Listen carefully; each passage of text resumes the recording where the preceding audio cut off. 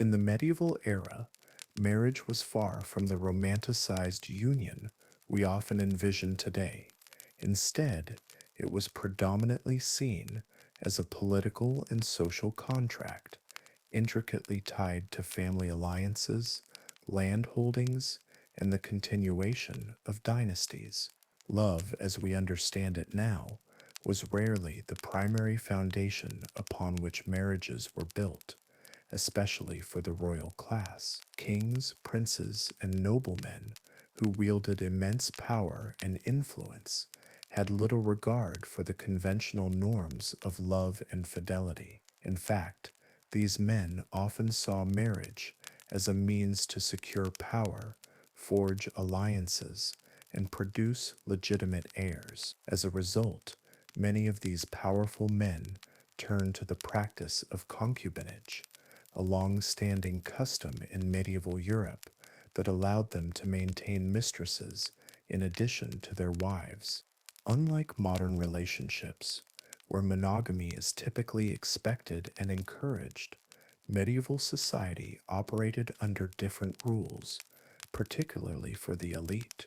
For kings and other powerful men, the ability to have multiple women, both legally and extra-legally, was a privilege that came with their status. Concubinage was not seen as a shameful or immoral practice, but rather an accepted and necessary one, especially when it came to fulfilling royal duties like producing heirs. While a king's official wife, often a politically motivated marriage, might be expected to bear the king's children and serve as the legitimate queen, concubines occupied a different, yet equally important, position in the royal court. At its core, concubinage in medieval times was a practice in which powerful men, including kings, maintained one or more women outside the bounds of legal marriage. These women, known as concubines, were considered to be below the status of the queen, yet they played a crucial role in the social and political structure of the time. Concubinage wasn't just about illicit affairs. It was a legally recognized arrangement in some cases. The practice provided kings and noblemen with several benefits. It allowed them to have additional sexual partners, produce more children, and at times further cement political alliances with powerful families. The idea of having multiple mistresses or concubines in medieval Europe was not seen as something dishonorable. Quite the opposite, in fact. For many monarchs, maintaining concubines was not only a personal desire, but also a social expectation. Kings were expected to produce male heirs, and if their official wives could not provide them with one, concubines were often brought in to fill the role. This was especially important in a time when a monarchy's power was often determined by the continuation of its bloodline. A king without a legitimate male heir could risk losing the throne or being overthrown by a rival claimant. Thus, concubinage became a vital tool in ensuring the survival of royal families and the continuity of dynastic rule. Moreover, the practice of concubinage in medieval times was deeply rooted in the structures of power and class. While the king's official wife, often a noble woman or foreign princess, represented an alliance between two powerful families or nations, concubines were typically women of lower social status. These women might come from noble families, but were often not of royal blood. They were typically chosen for their beauty, charm, or strategic connections. While some concubines were relatively unknown women from the lower classes, many others came from important families seeking to cement their positions by aligning with the king. Concubines were provided with a significant degree of comfort and luxury in exchange for their role in the king's life. They often had their own quarters within the royal palace and enjoyed the privileges of wealth, titles, and sometimes even land. However, despite the material benefits, they held no formal legal standing. They were not considered queens and did not have the rights and privileges afforded to a legitimate wife. This lack of legal recognition often left concubines in vulnerable positions. Even though many kings publicly acknowledged their concubines and their children, these women were still not given the same status as a queen, and their children were often regarded as illegitimate, unable to inherit the throne or the kingdom. Despite their lower status, some concubines rose to significant positions of power and influence in the royal court. While they were not legally married to the king, they wielded a certain amount of sway due to their close relationship with him. In some cases, these women even became important political figures in their own right. They could use their connections with the king to advocate for their families, gaining wealth and status for their relatives. For example, the king might bestow land or titles upon the family of a concubine as a way of solidifying alliances and furthering his political ambitions. In some cases, concubines were the mothers of future kings or influential noblemen, which further elevated their status and their ability to shape court politics. The children of concubines, despite being considered illegitimate by some, were not entirely without power. While they were not heirs to the throne in the traditional sense, many of these children still held significant positions of authority and influence. These illegitimate offspring were often raised as part of the royal family, and some even went on to play prominent roles in the political and military affairs of the kingdom. The existence of these royal bastards often led to competition between legitimate heirs and illegitimate ones, with rival factions forming around these children, especially in cases where the king had no surviving legitimate heirs. Concubinage, however, was not always a peaceful arrangement. The existence of multiple mistresses often led to tensions in the royal court. The legitimate wife of a king, who might be a foreign princess or a noblewoman, would often find herself in direct competition with her husband's concubines. Jealousy, rivalries, and court intrigue were common in these situations, as the queen would sometimes vie for her husband's attention against the mistresses vying for their own status and favor. At times, these rivalries could escalate into open conflict, with concubines vying for political influence and the queen attempting to solidify her position as the primary woman in the king's life. The political consequences of concubinage were significant. It wasn't just about love or lust, it was about power. The relationships between kings and their concubines were often rooted in the dynastic concerns of the royal family. Many concubines were used as pawns in political marriages and alliances.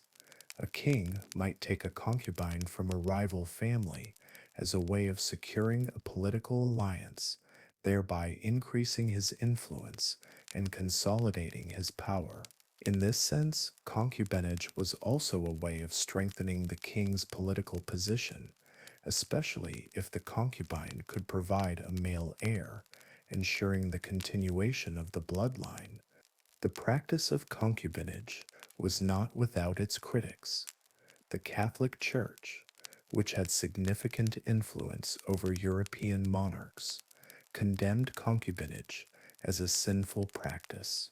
According to the Church, sexual relations outside of marriage were morally wrong, and the idea of multiple women living with a man was seen as contrary to the sanctity of marriage. However, despite this religious opposition, the Church often turned a blind eye to the practice, as the political power of kings was so great that challenging their behavior was often unfeasible. In fact, Many of the church's own leaders were guilty of keeping mistresses, as the scandalous nature of concubinage was far reaching.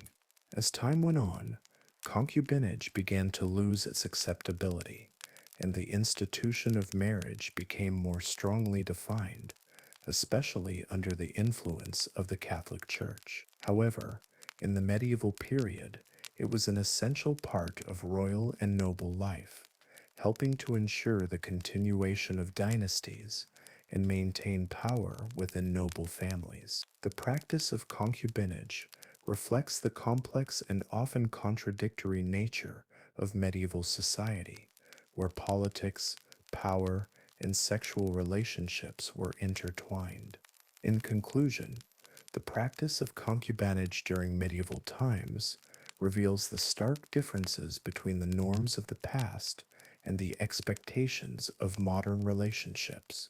It was a system rooted in power and politics, allowing kings and noblemen to expand their influence, secure alliances, and ensure the continuity of their dynasties. Concubines played a crucial role in the royal courts of medieval Europe, and despite their lower status, they often wielded substantial influence. Their existence and the children they bore shaped the political landscape of the time and left a legacy that would echo throughout history. Concubinage, as practiced in medieval courts, was a deeply rooted institution that was as complex as it was controversial. At the heart of this practice were the concubines, women who lived with kings, nobles, or other powerful men, often enjoying privileges and wealth, but never receiving the full legal status of a wife. Unlike modern relationships where the term mistress is often associated with secrecy or extramarital affairs, concubinage in the medieval period was a socially accepted practice, though it was often shrouded in controversy due to the blurred lines between legality, morality, and power. Concubines were typically of lower social standing than the king's queen or wife, yet they were often selected for their beauty, charm, or important familial connections. The practice of concubinage was rooted in the idea of power dynamics and dynastic stability. Kings, nobles, and wealthy men sought to maintain or enhance their power through alliances, and sometimes these alliances were forged not through marriage, but through the acquisition of concubines. These relationships allowed for the possibility of additional heirs, sometimes even male heirs, who could succeed the king on the throne or manage lands, territories, and titles. For these reasons, the practice of keeping concubines was not seen as scandalous, but rather as a necessary and politically strategic element of medieval governance. Concubines were often chosen for their ability to bear children, particularly sons who could inherit titles, lands, and wealth. In medieval Europe, securing the royal bloodline was of paramount importance. If a queen, the legitimate wife of a king, failed to produce a male heir, the king might look elsewhere for a concubine who could bear a son to secure his dynasty's future. This aspect of concubinage speaks to the political and social structures of the time, where the legitimacy of an heir was not just a personal matter for the royal couple, but a public concern for the kingdom's stability. Having many children, especially male children, was seen as the sign of a strong, prosperous reign, and the need for legitimate heirs often led kings to seek concubines as a way of increasing the chances of producing heirs. In many instances, concubines were not formally married to the king. Their relationship with the monarch was not defined by legal or religious ceremony, yet it was still a recognized and accepted arrangement. Concubinage was a de facto institution that existed alongside the formal institution of marriage. The king's marriage was often a political arrangement aimed at securing alliances, strengthening royal ties, and ensuring peace between kingdoms, but it was not always seen as the place where a king could expect to find fulfillment or the production of heirs. As such, concubines, with their less formal status, were able to play an important role in a king's personal life. Despite their lack of formal marriage, the children born to concubines often held considerable influence in the royal family. While they were technically illegitimate, many of these children were acknowledged by their fathers, and in some cases, they were granted lands, titles, and military commands. If a king's legitimate wife failed to produce an heir, or if the king's official heirs were too weak to succeed him, a son born to a concubine could sometimes be placed on the throne, often leading to power struggles within the royal family. These children might be raised alongside the legitimate heirs, growing up as part of the royal family and participating in the complex political world of medieval courts. In many cases, the recognition of these children as potential heirs blurred the lines between legitimacy and illegitimacy, which created controversy both within the royal family and among the court.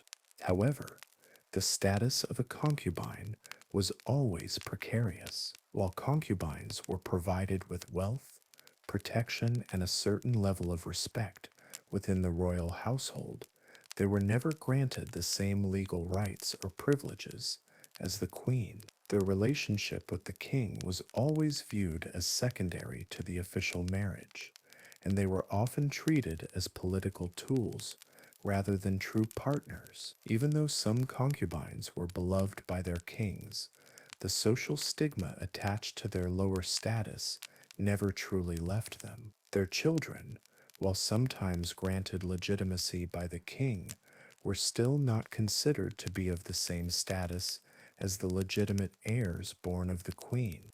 The practice of concubinage also created an atmosphere of tension and rivalry at court. As the king's primary spouse, the queen held the highest legal status, but the king's concubines, who were often intimately involved in the royal household and its inner workings, could also wield considerable influence. The queen, whose position was often tied to the political needs of her family, was sometimes relegated to a secondary role when the king's affections shifted toward one of his concubines. In these situations, the queen and the concubine could become rivals, each vying for the king's attention, favor, and influence within the court. This created an environment rife with jealousy, backstabbing, and manipulation as the concubines sought to elevate their own families and secure their own positions within the kingdom. While the queen was often selected for her political or dynastic value, the concubine was frequently chosen for her beauty, charm, or sexual appeal. This stark difference in their roles led to complicated relationships between the royal wife and the concubine. In many cases, the queen was expected to fulfill her role as a wife, bearing children to secure the dynasty's future, while the concubine's primary role was to provide the king with companionship, sexual pleasure, and possibly heirs. In this way, the position of concubine was both a privilege and a burden. Although they had access to wealth and status, they were also deeply entangled in the complex politics of the court and the royal family. Despite their unofficial status, some concubines held more power than the legitimate queen, particularly when they bore a male heir. These children could sometimes be used as a tool to secure political leverage, with the concubine acting as a powerful figure at court. Some concubines became influential advisors to the king, and in certain cases they even played an instrumental role in governing the kingdom. One notable example of a concubine who wielded such power was Ethelreda, the concubine of the Anglo-Saxon King Edward the Confessor, who used her influence to manipulate political affairs in favor of her family.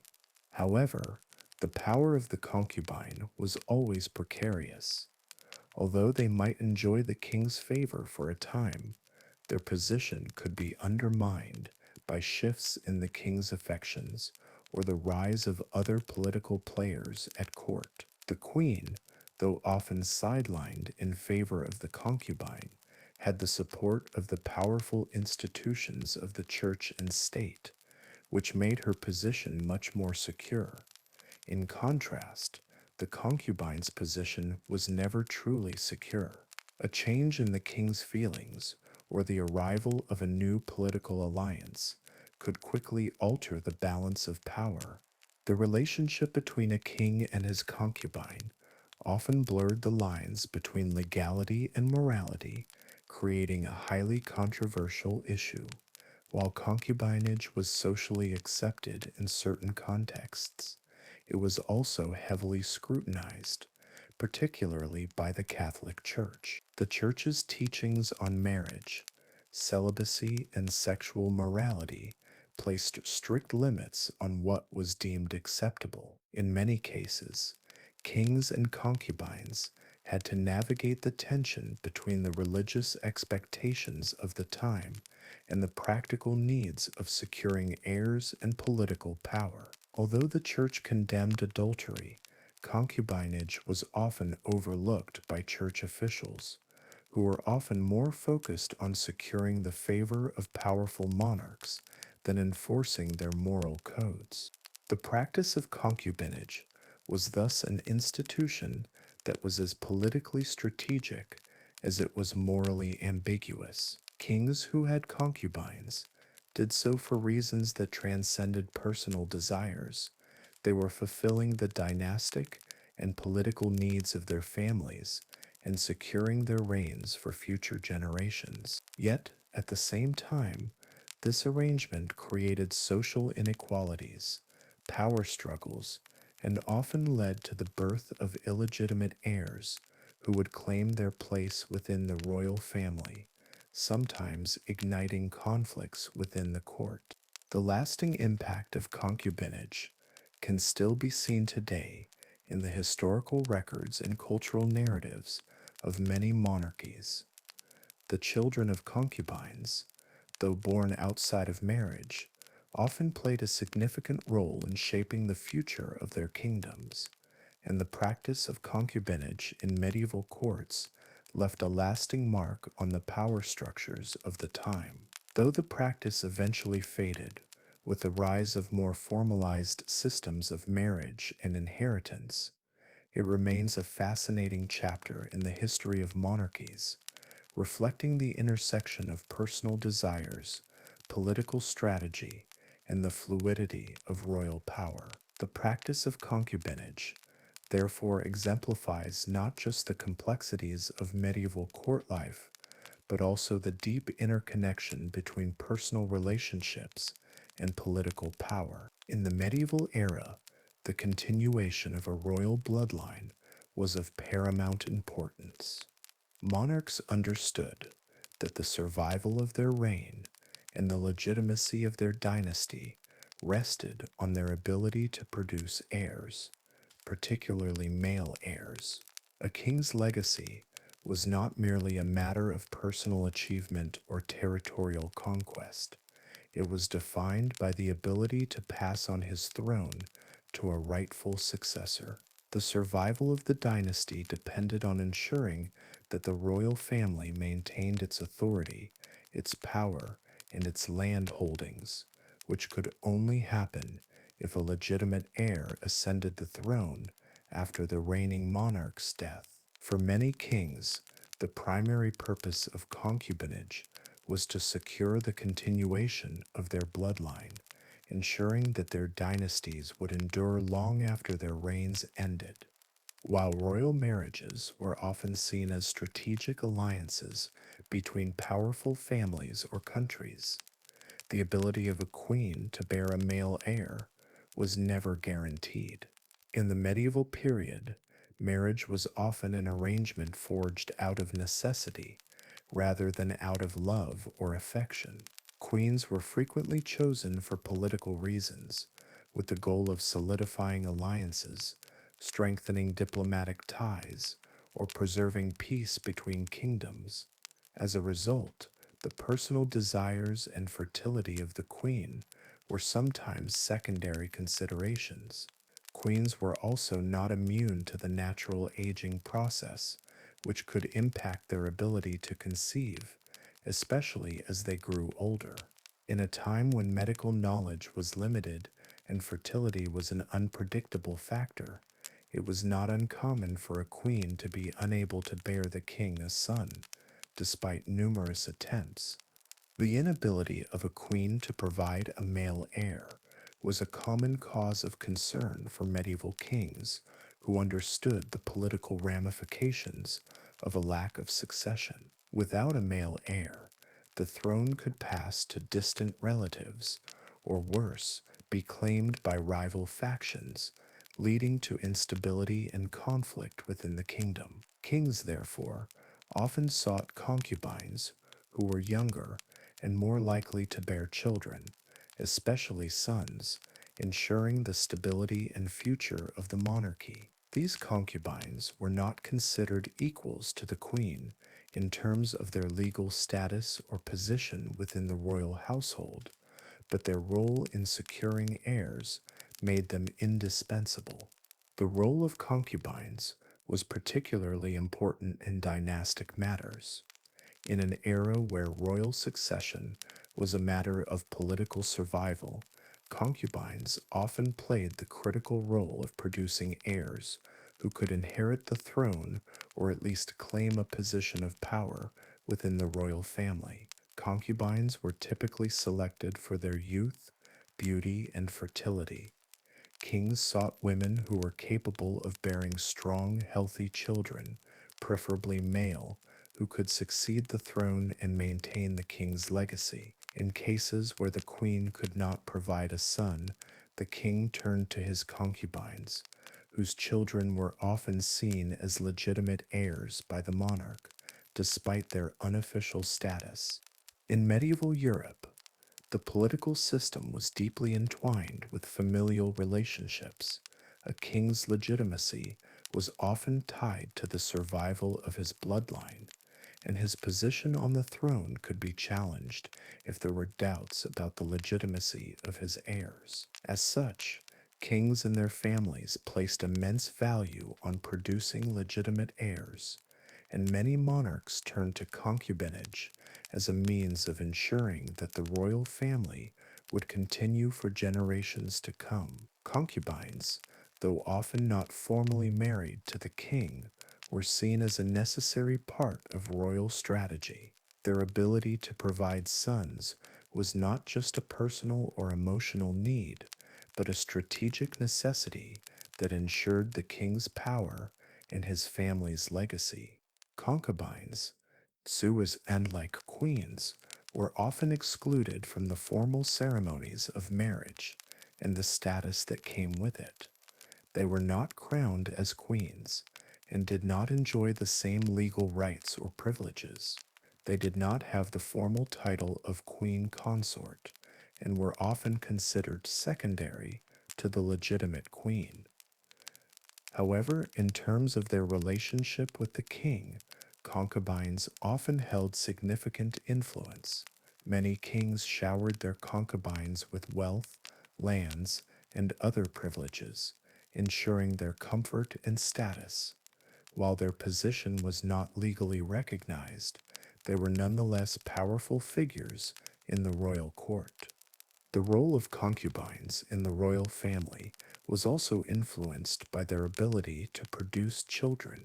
When a king had children with his concubine, those children were often raised in the royal household, treated as part of the royal family, and given positions of power and authority. While these children might not have had the same legal rights as the legitimate children of the queen, they were still considered heirs to the king's wealth and influence. The fact that they were raised in the royal household and often acknowledged by the king further solidified their place within the royal family. In some cases, these children of concubines were even placed in positions of power as kings sought to secure their power base by keeping the royal bloodline within the family. Despite their secondary status, concubines had the potential to wield significant political power, especially if they bore the king a son. Some concubines, through their children, became important figures in the royal court, wielding influence over the king and the kingdom. In some cases, the children of concubines rose to positions of power within the royal family, or even ascended to the throne themselves. These individuals, though often born outside the formal institution of marriage, were still able to claim legitimacy through their connection to the king.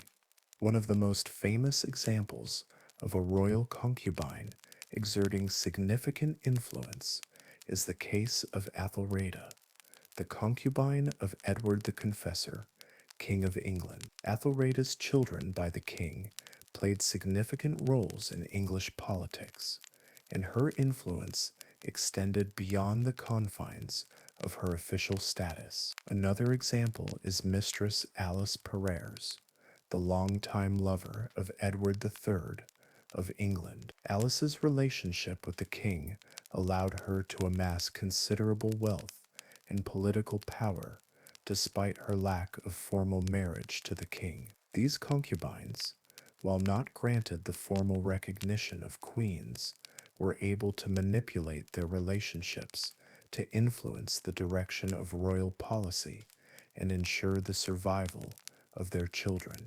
The children born to concubines also played a crucial role in the royal succession. While a king's legitimate heirs, those born to the queen, were typically favored for the throne, the children of concubines could still be significant figures in the political landscape. When there were no legitimate heirs, or when the king's heirs were too weak to rule, the children of concubines were often considered as potential successors.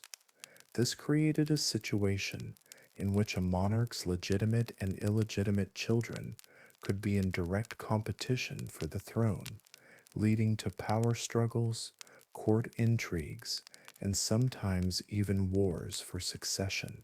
The existence of these illegitimate heirs was a source of tension within royal families, as different factions within the court rallied behind one child or another, depending on their own political interests. The issue of illegitimacy in medieval monarchies was not always clear-cut. While the children of concubines were often referred to as illegitimate, this did not mean that they were automatically excluded from the line of succession. In many cases, kings publicly acknowledged their concubines and their children, granting them recognition and sometimes titles or estates. In some instances, the children of concubines were even named heirs to the throne, as their royal bloodline was seen as more valuable than their lack of formal legitimacy. This recognition of illegitimate children blurred the lines between legitimacy and illegitimacy, creating a complex and often contentious issue within royal families. The concept of legitimacy was highly contested in medieval monarchies. Kings often had to navigate the complex political dynamics of their courts, where the legitimacy of their children could be challenged by rival factions. The legitimacy of a king's heirs was not simply a matter of biological descent, but was also influenced by the political realities of the time. The children of concubines, while not legally recognized as heirs in the same way as the queen's children, could still be seen as legitimate successors to the throne in the eyes of those who supported them. This led to numerous power struggles, as the children of concubines and their supporters fought to gain control of the throne. In some cases, the competition between legitimate and illegitimate heirs led to violent confrontations. One famous example is the conflict between Henry II of England's sons, who fought for control of the throne after Henry's death. Henry's legitimate heirs battled with each other, as well as with other claimants, including children born outside the official marriage. This struggle for the throne, fueled by the presence of illegitimate heirs, created chaos within the kingdom and undermined the stability of the monarchy.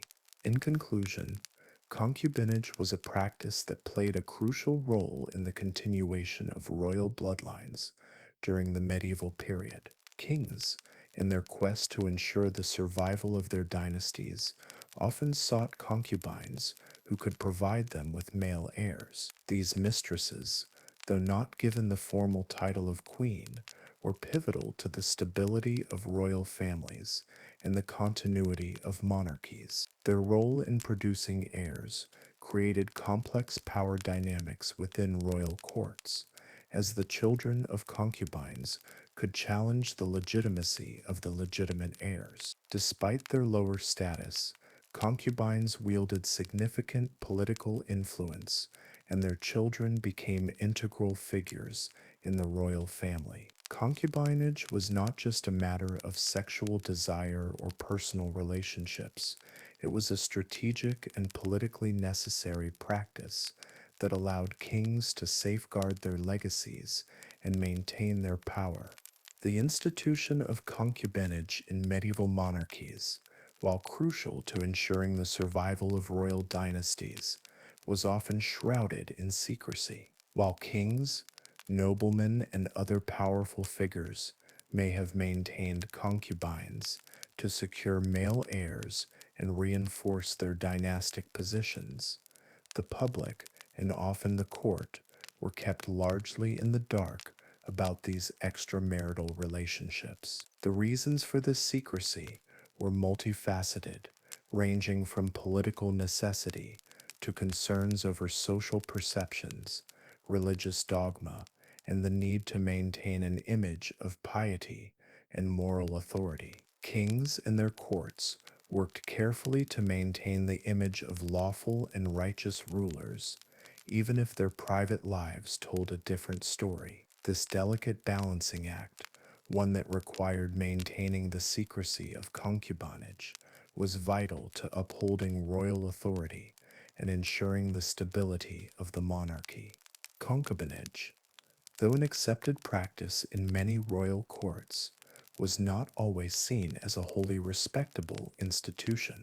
Unlike formal marriages, which were often celebrated with public ceremonies and the expectation of producing legitimate heirs, concubinage was not officially sanctioned by church or state. The women who served as concubines were often of lower social standing than the queen, which in itself added a layer of moral ambiguity to these relationships. The king's official wife, often a political ally from a noble or foreign family, was expected to represent the dynasty's honor, manage the royal household, and bear heirs to secure the kingdom's future. In contrast, the concubine stepped to no official status, and her relationship with the king was often viewed as morally suspect, even though it was recognized privately as necessary for the political survival of the royal family.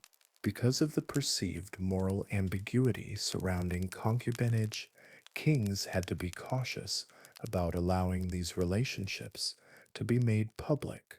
Public awareness of a king's extramarital affairs could have serious consequences.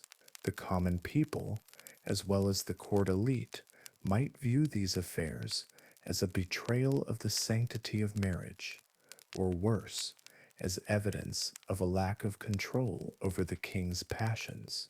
In medieval Europe, the role of the king was not just political, but also religious and symbolic.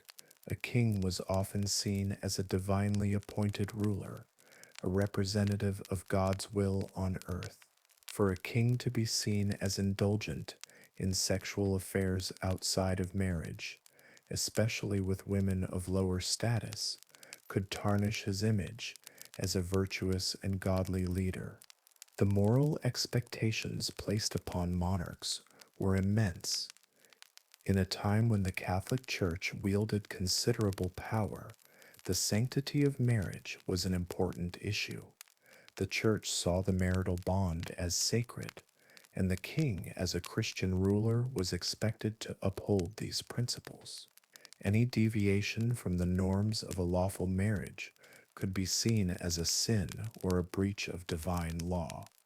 As a result, kings were careful not to allow their relationships with concubines to be openly acknowledged or discussed. The existence of concubines was often a matter of courtly gossip, known only to those in the inner circle of power, and even then it was a subject that was treated with delicacy and discretion. The secrecy surrounding concubinage was also a matter of political strategy. Kings, who ruled over vast lands and territories, understood that their power was often tenuous, subject to challenges from rivals, rebellious nobles, and competing factions. The birth of an illegitimate child could be seen as a challenge to the line of succession, especially if that child was a son with the potential to claim the throne. Although many kings publicly acknowledged their concubines and even took care of their offspring, these relationships were rarely flaunted. A king's public image needed to be that of a strong, legitimate ruler, and any hint of scandal or illegitimacy could undermine that image. Furthermore, royal marriages were often politically motivated, and a concubine could be seen as a potential disruption to the carefully arranged alliances between noble families. A concubine might be a symbol of the king's personal desires, but her existence could be politically inconvenient if the public or rival factions took issue with it. In some cases, the presence of a concubine was kept so secret that it was only revealed after the king's death. If the king had a child with his concubine who was capable of assuming the throne, that child might be elevated to a position of power. But the fact that they were born outside of a formal marriage would only be disclosed once the king's legitimate heirs were no longer contenders for the throne. This secrecy was essential for ensuring that the royal family maintained its position in the eyes of the public, as well as to protect the power dynamics within the court. The transition of power could be a delicate affair, and any hint of scandal could lead to chaos and conflict within the monarchy. The legitimacy of the throne had to be beyond reproach, and kings understood the delicate balance they had to strike between their personal desires and the political necessity of securing their dynastic future. While the public and the court may not have known the full extent of a king's relationships with concubines, there were often clues that something was amiss. Nobles, courtiers, and even the church might have been aware of the king's extramarital affairs, but these matters were often kept behind closed doors. The children of concubines, for example, were frequently raised in the royal court, although their status as illegitimate heirs was a matter of controversy. The king might grant them land, titles, and wealth, but they were not formally recognized as legitimate heirs unless certain conditions were met. In many cases, it was only when the king's legitimate heirs were deceased or too weak to take the throne that a child born to a concubine could be elevated to power. These children, though often privately acknowledged by the king, were treated as lesser members of the royal family and were rarely given the full rights and privileges afforded to the legitimate heirs. In some situations, the existence of a concubine and her children was only revealed when the king passed away, and the line of succession was called into question. The king's death often led to a power vacuum, with various factions within the court vying for control of the kingdom. If the king had a son by a concubine who had been kept secret from the public, that son could suddenly find himself in a position of power, leading to rivalries, power struggles, and conflicts over who would rule the kingdom. The existence of an illegitimate heir could create deep divisions within the royal family, as rival claimants to the throne fought for supremacy. This situation, which often led to intense political and military struggles, was not uncommon in medieval monarchies. The secrecy surrounding concubinage also reflected the complex relationship between the church and the monarchy. While the church condemned extramarital relationships and adultery, the power of the monarchy often led to a certain level of toleration or even complicity in such matters. Many kings and nobles were able to maintain their relationships with concubines without significant interference from the church. In some cases, the church turned a blind eye to these relationships, recognizing the political importance of maintaining strong alliances with the monarchy. The church's stance on concubinage was often a reflection of its own political considerations.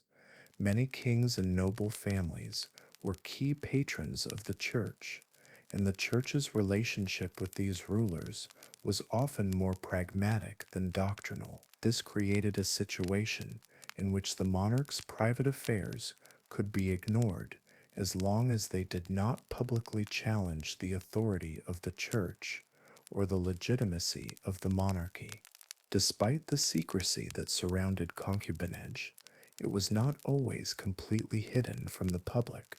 In many cases, the existence of a king's concubine became a subject of gossip and speculation within the royal court. The king's affection for a particular woman or the birth of a child outside of marriage would often become the topic of courtly intrigue, with rivals and political enemies using the information to undermine the king's reputation or challenge the legitimacy of his heirs. The secrecy of these relationships was not always airtight, and the knowledge of a king's extramarital affairs often leaked out into the court. When such information did surface, it could lead to scandal and unrest, particularly if the king's behavior was seen as excessive or immoral by the nobility or the public.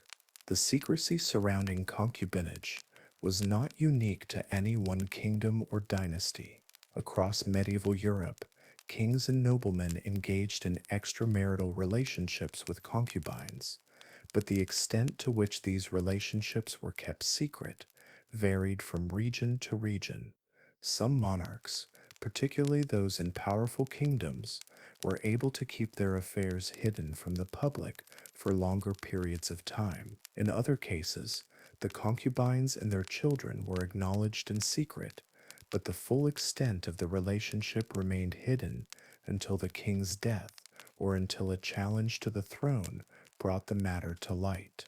In conclusion, the practice of concubinage in medieval monarchies was an institution that, despite its importance in ensuring the survival of royal dynasties, was often shrouded in secrecy. The relationships between kings and their concubines were carefully hidden from the eyes of the public and the court, as they were seen as morally questionable and politically sensitive. Kings had to balance the need for concubinage to secure their bloodlines with the necessity of maintaining an image as pious and lawful rulers. The existence of concubines and their children was often revealed only after the king's death, when the line of succession became a matter of political contention. This secrecy surrounding concubinage reflects the complex interplay between monarchy, religion, and political power in the medieval period, as well as the lengths to which monarchs went to protect their dynasties and secure their rule. In the medieval era, the relationship between a king and his concubine was often characterized by complex power dynamics. While the concubine could never rival the queen in terms of formal political influence or royal authority, she was often able to exert a significant, if subtle, influence over the king.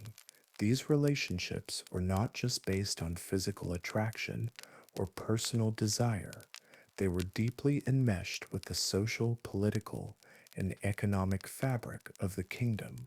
The concubine's position within the royal household was precarious. She was typically of lower social standing than the queen, and her status was not legally recognized, but her intimate connection with the king allowed her to wield influence in ways that could affect the political landscape, both within the court and beyond.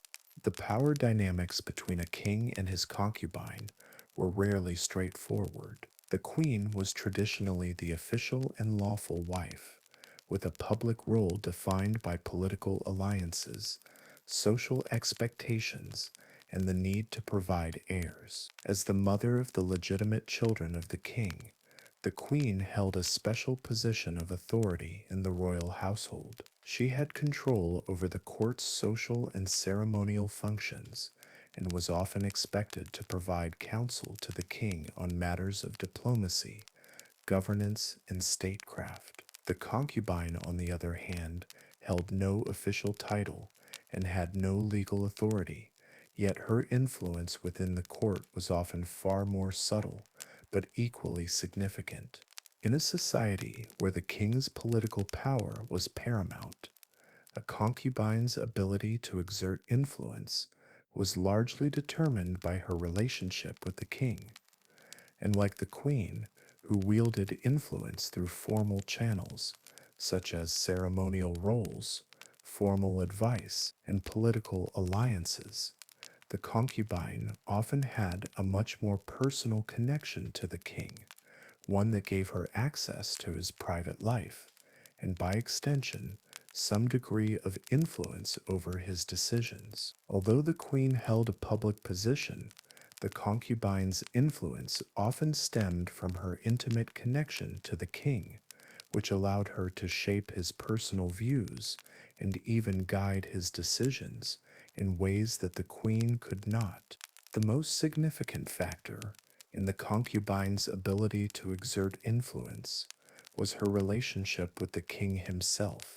While the king's affection for his queen was often tied to political necessity, the affection for a concubine was typically driven by personal attraction, desire, or the desire for companionship. The concubine was not bound by the same political constraints as the queen.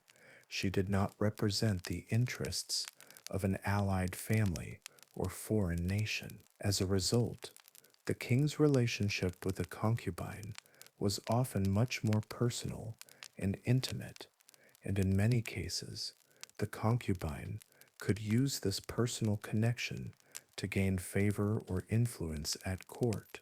Some concubines, through their charm, wit, and political acumen, were able to become influential figures at court, advising the king on matters of state, or even using their relationships with the king to secure power for their families. Concubines might use their influence to grant wealth, lands, or titles to their relatives, shaping the power structure within the kingdom. While the queen's political alliances and her role in producing legitimate heirs often made her a key figure in royal politics, the concubine could operate in a more fluid and less constrained manner, leveraging her personal connection with the king to shape the direction of governance or court affairs. This dynamic allowed the concubine to engage in a more direct form of political influence, which could have lasting effects on the power structures within the kingdom.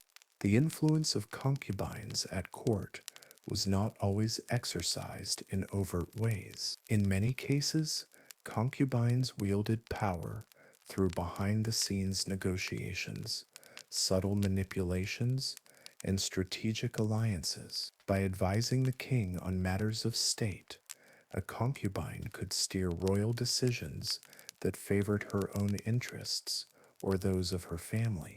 This influence was often exercised in matters of patronage, where the concubine could use her access to the king to secure titles, land, or positions for her relatives. It was not uncommon for concubines to act as intermediaries between the king and powerful families, negotiating marriages, land grants, and military alliances that would strengthen their own political position.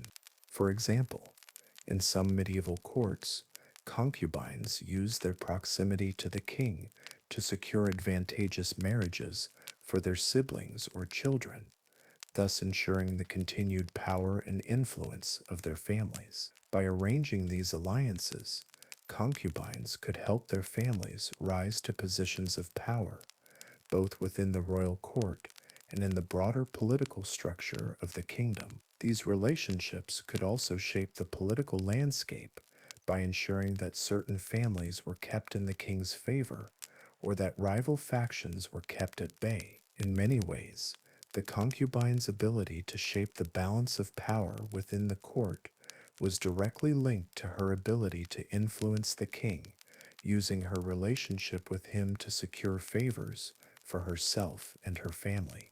The power of concubines at court was not solely based on their ability to influence the king. In some cases, concubines became key players in court politics by forming alliances with other influential figures at court. By aligning themselves with powerful courtiers, nobles, or military leaders, concubines could further secure their place within the royal hierarchy and expand their influence. In some cases, concubines used their relationships to ensure that their children were placed in positions of power. The legitimacy of a concubine's child was often a matter of great political importance, and the concubine could use her position to ensure that her child was given the resources and support necessary to rise to prominence in the kingdom. This could include securing titles, military positions, or other sources of influence that would help her child consolidate power within the kingdom. One notable example of a concubine wielding political power is Ethelreda, the concubine of Edward the Confessor. While she did not have the formal title of queen, Ethelreda exerted significant influence over the king, particularly in her role as an advisor. Her children, born of this relationship, would go on to play important roles in English politics, with Ethelreda securing powerful positions for her family. Her influence, though often understated, shaped the political landscape of England in the years following Edward's reign. Similarly, Mistress Alice Perrers, the longtime lover of Edward III of England, used her relationship with the king to amass considerable wealth and power. Through her influence, Alice secured lands, titles, and political favors for herself and her family, elevating them to positions of prominence in the court. Despite not being married to the king, Alice's intimate connection with Edward III allowed her to operate as a significant political figure, advising the king on important matters and securing her family's place at the heart of English politics. Her ability to navigate the political terrain of the court and influence royal decisions made her one of the most powerful concubines in English history. However, the influence of concubines was not always without consequence. The power dynamics between the king, the queen, and the concubine often created tension and rivalries within the royal household. While the queen held the formal role of the king's consort, the concubine's more personal relationship with the king sometimes led to jealousy and competition.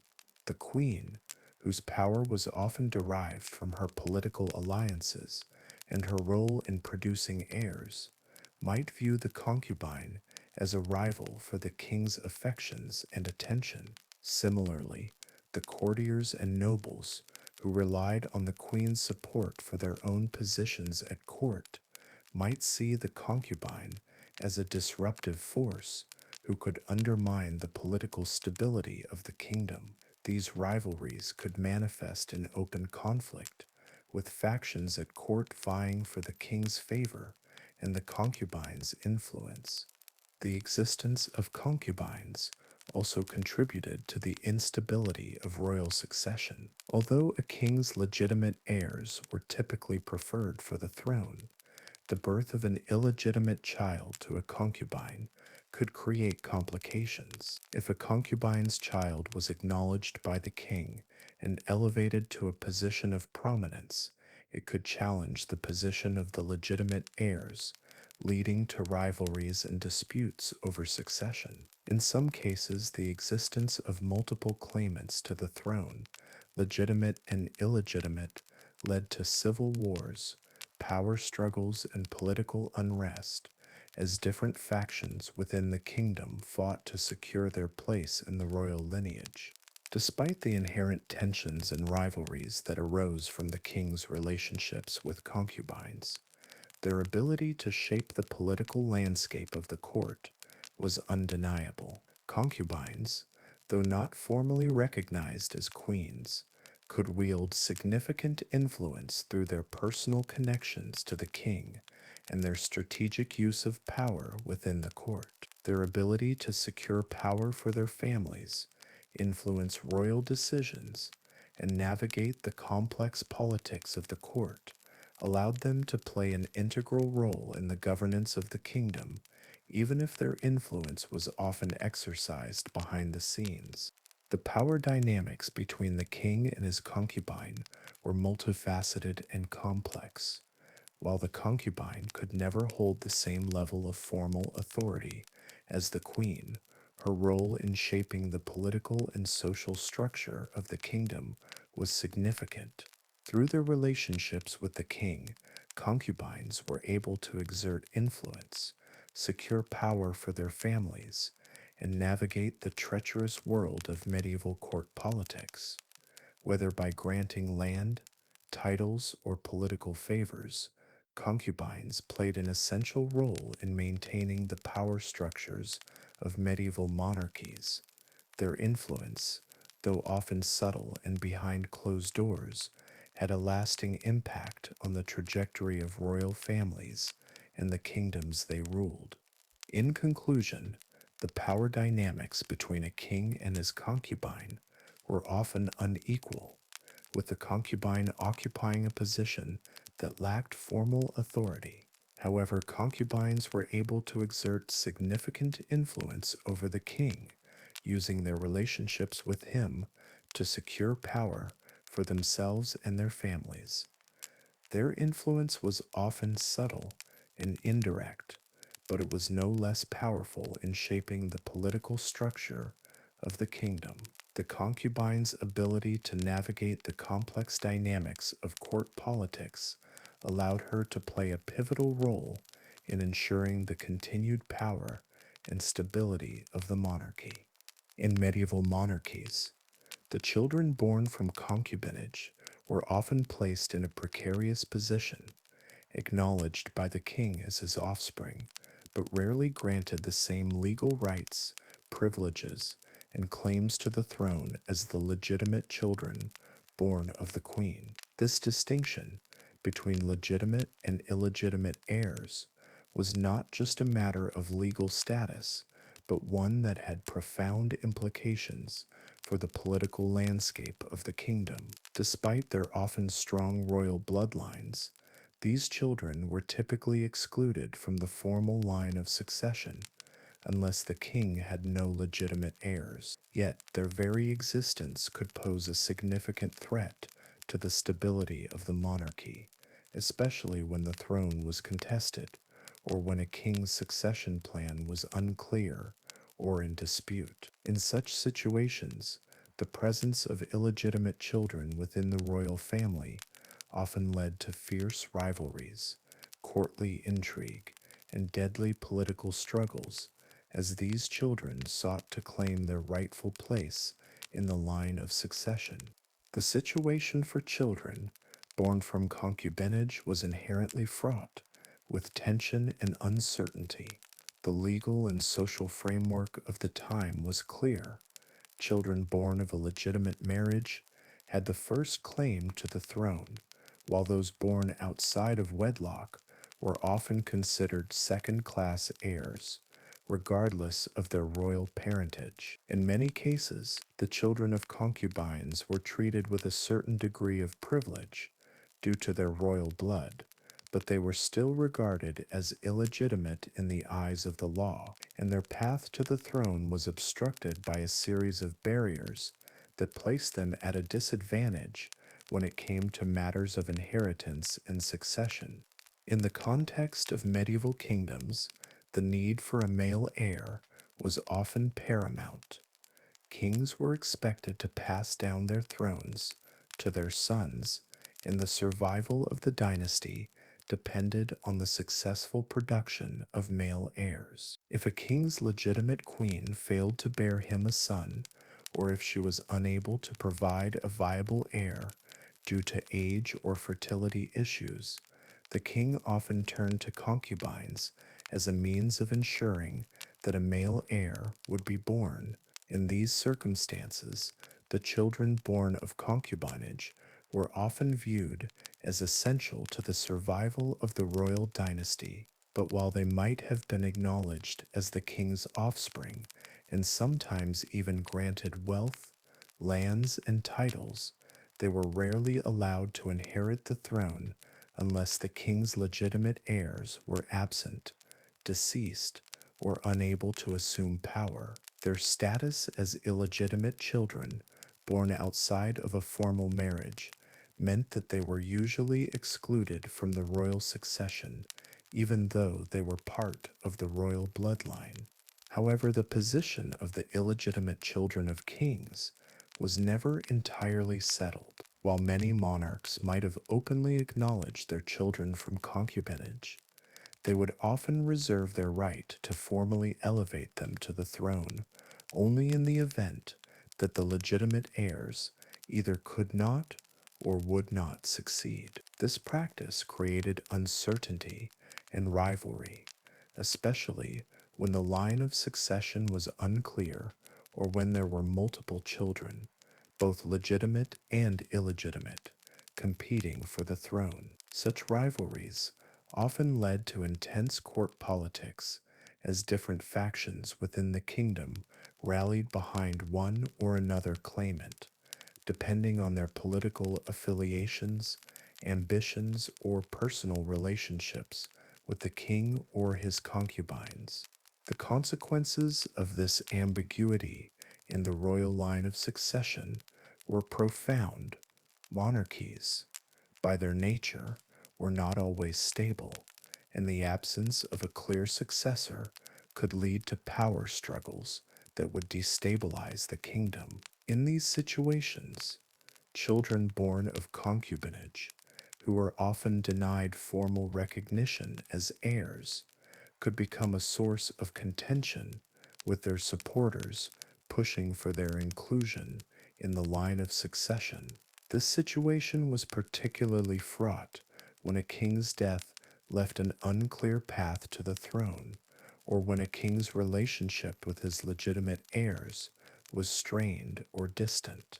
As a result, the children of concubinage could pose a direct challenge to the legitimacy of the ruling monarch's family, leading to deadly rivalries and power struggles within the royal family and the wider kingdom. The impact of these rivalries was not limited to palace intrigue or courtly maneuvering. It often spilled over into open conflict as different factions within the kingdom competed for control of the throne. In the most extreme cases, the presence of multiple claimants to the throne, both legitimate and illegitimate, led to civil wars, military campaigns, and even the destruction of entire dynasties. The conflict between legitimate and illegitimate heirs created a fractured political landscape, with royal factions divided along lines of loyalty to different heirs. These divisions often caused lasting political damage, as they weakened the royal family's grip on power and undermined the stability of the kingdom. One of the key factors that contributed to these rivalries was the relative lack of control over inheritance laws in medieval societies. While the concept of royal bloodlines was central to the legitimacy of any monarch, the application of these principles was often inconsistent and shaped by political expediency. In some cases, illegitimate children could find a way to gain power through alliances, military support, or popular backing, making it difficult to settle the issue of succession. A king's recognition of a concubine's child as his legitimate heir could be seen as a direct challenge to the power of the queen and her legitimate children, leading to tensions within the court and the nobility. In the cases where the king had multiple children, both legitimate and illegitimate, the tension between these heirs often intensified, creating a fertile ground for competition and conflict. The issue of succession was often tied to larger political and military alliances, with noble families and military leaders aligning themselves with the heirs they believed would best serve their interests. This could create a volatile situation in which the legitimacy of an heir was determined not solely by birthright, but also by the political and military support they could muster. The presence of illegitimate children therefore added an additional layer of complexity to the already tenuous issue of succession, making it even more difficult to determine who would ultimately inherit the throne.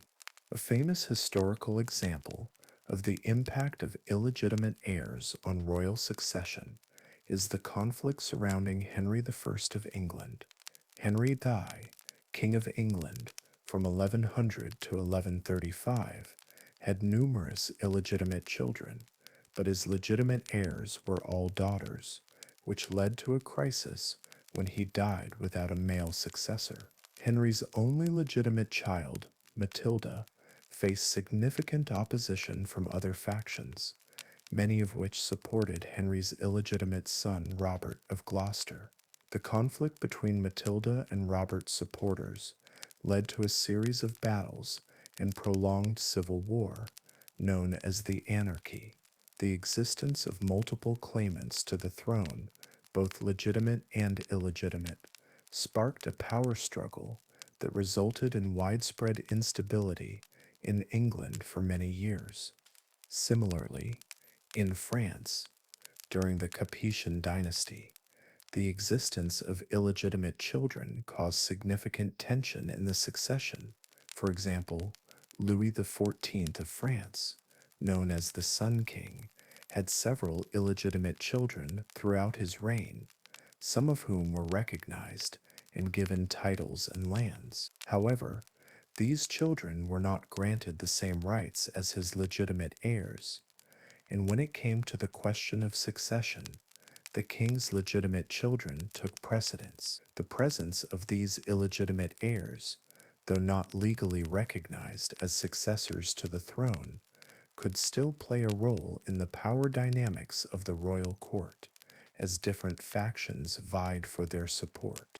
Beyond the direct competition for the throne, the existence of illegitimate children could have lasting effects on the political structure of the kingdom. These children, while not legally recognized as heirs, could still wield significant influence in the court, especially if they were acknowledged and treated with favor by the king.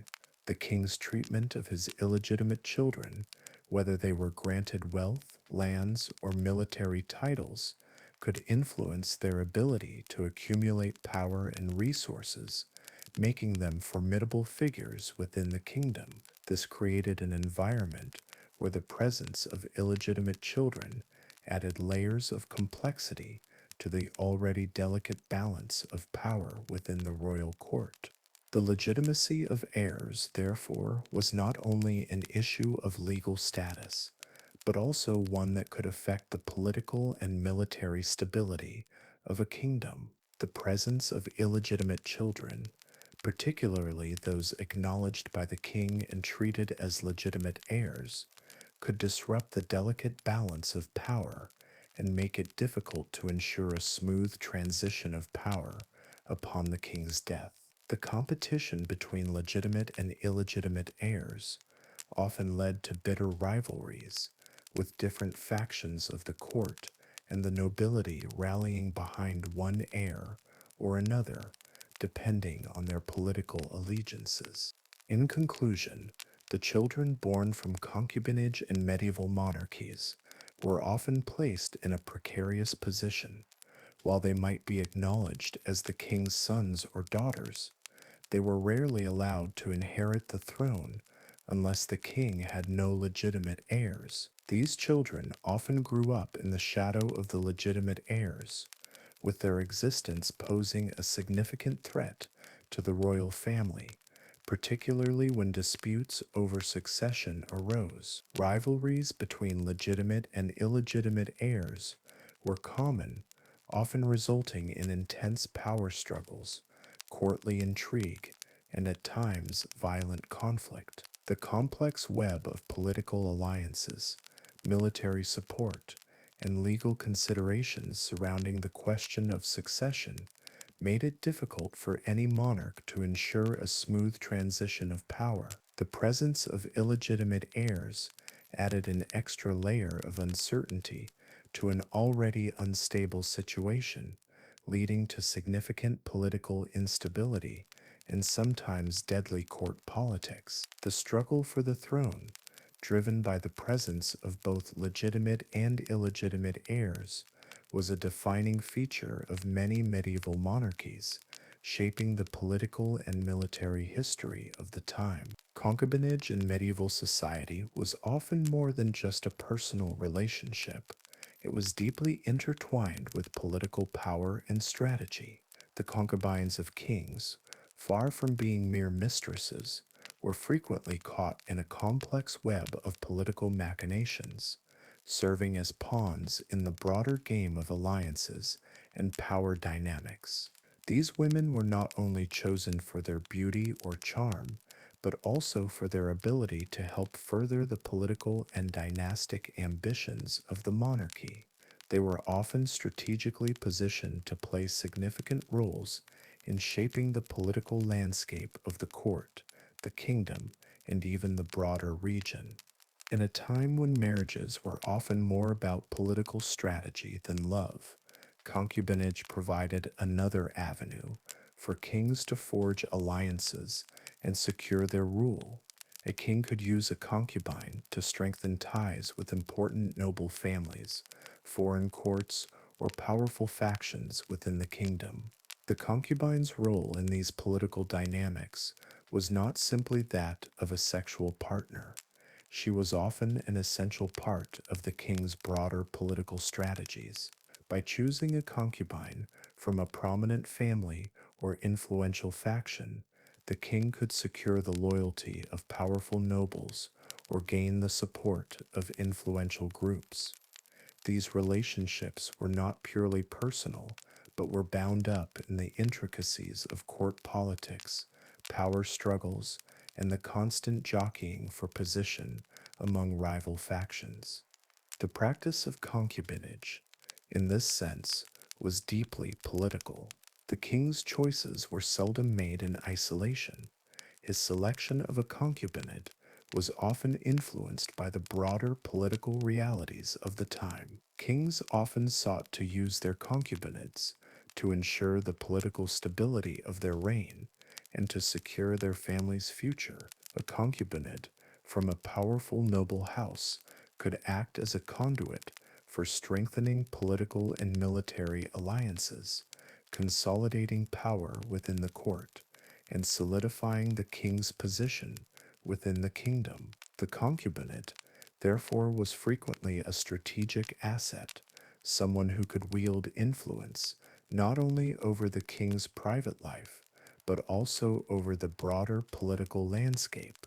Concubines from noble families played an especially important role in these political machinations. An concubine chosen from a prominent family could be a powerful tool in the king's diplomatic arsenal. By forming a relationship with a woman from a noble or influential house, a king could solidify a marriage or alliance that would otherwise be difficult to secure.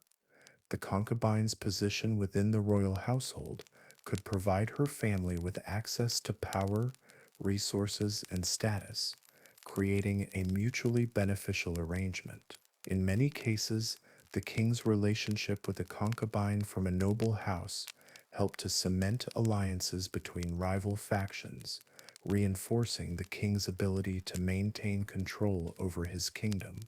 This dynamic was particularly evident in cases where kings faced challenges from rival factions, both within their own kingdoms and from external threats. A king who could not rely solely on the legitimacy of his marriage could use a concubine to shore up his political position. If a king's marriage was politically motivated and lacked personal affection or political support from powerful families, the relationship with a concubine could compensate for these deficits. A noble concubine could help bridge the gap between the king and other powerful families, especially in times of political instability or conflict. The political influence of concubines did not stop at the creation of alliances. It also extended to their ability to influence decisions of great importance within the court. While concubines were not officially recognized as part of the royal family, they often held sway over their lover, the king, and could play pivotal roles in court politics. In some instances, concubines held informal but powerful positions within the court, using their proximity to the king to shape decisions on matters of governance, military strategy, and diplomacy. A concubine's influence could be particularly powerful in times of war or civil unrest, where decisions regarding alliances, military campaigns, and the distribution of resources could dramatically affect the course of the kingdom. These women were not simply passive figures.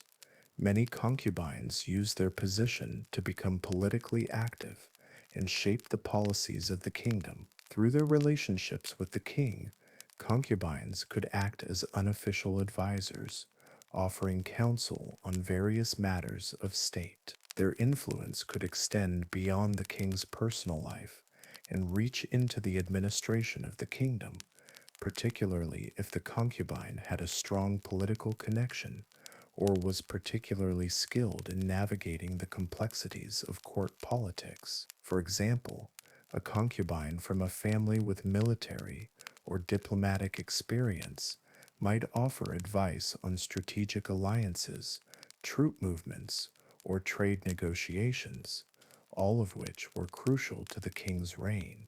Concubines could also wield power by influencing appointments to key positions within the royal court or government.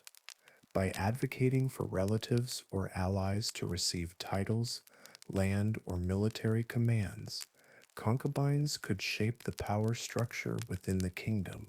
This power extended beyond mere familial connections.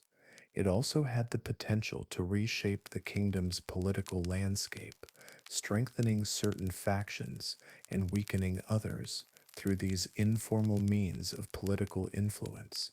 Concubines could alter the course of a kingdom's future, particularly when the king relied heavily on their counsel or support. The political role of concubines was not limited to their influence over the king. In some cases, concubines were able to leverage their relationships with powerful men to elevate their families or allies to positions of power. This was especially true in the case of concubines who came from noble or aristocratic families themselves. These women often acted as intermediaries between the king and other influential players at court. They could use their positions to secure the advancement of their family members or those of their political allies, offering a crucial link between the king's private life and the broader courtly politics. By securing positions for their relatives or supporters, concubines could ensure the survival of their political faction even after the king's death or the end of their own relationship with the monarch. Concubines were also able to exert their influence through their children. If a concubine bore the king a son, that child could be a powerful symbol of the concubine's legitimacy and influence. Even though the child would typically be considered illegitimate, he could still wield significant political power, especially if the king acknowledged him and treated him with favor. The child of a concubine could rise through the ranks of the court, often with the help of his mother's political connections. In some cases, these children would be placed in key military or administrative positions, allowing the concubine to continue exerting influence within the kingdom long after the king's death. The role of concubines in court politics was not always straightforward. Their influence could be a double-edged sword, with political rivalries and shifting alliances sometimes undermining their position. A concubine might gain significant power in one king's court, but lose it just as quickly if the king's favor shifted or if political circumstances changed. The rise and fall of concubines often mirrored the instability of royal power itself. When the king's reign was secure, a concubine might enjoy a high level of influence. However, in times of political turmoil, her position could become precarious.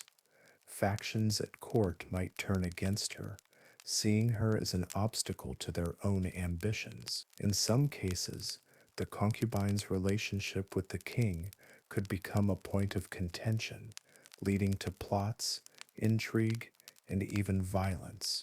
Concubines were often vulnerable to the shifting tides of political fortunes. Their influence was highly dependent on their ability to maintain the king's favor and navigate the complicated politics of the court.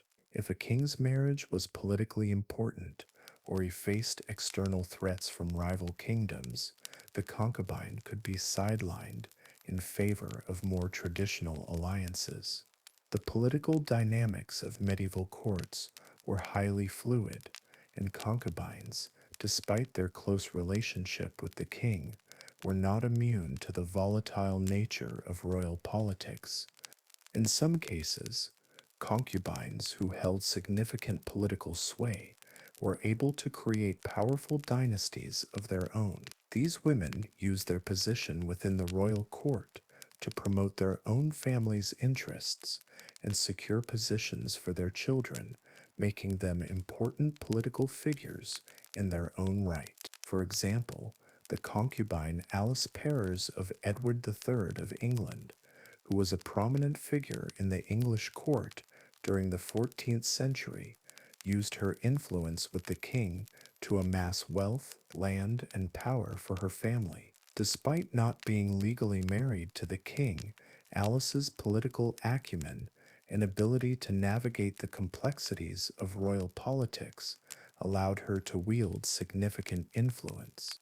Similarly, Mistress Blanche of King Henry II of England, who was a relative of the powerful de Clare family, used her relationship with the king to secure a powerful political position for her family through her son, Gilbert de Clare, who would become one of the most powerful lords in England. Blanche secured the family's continued dominance in English politics. The concubine's influence thus extended far beyond the personal sphere, allowing her family to gain political and social prominence.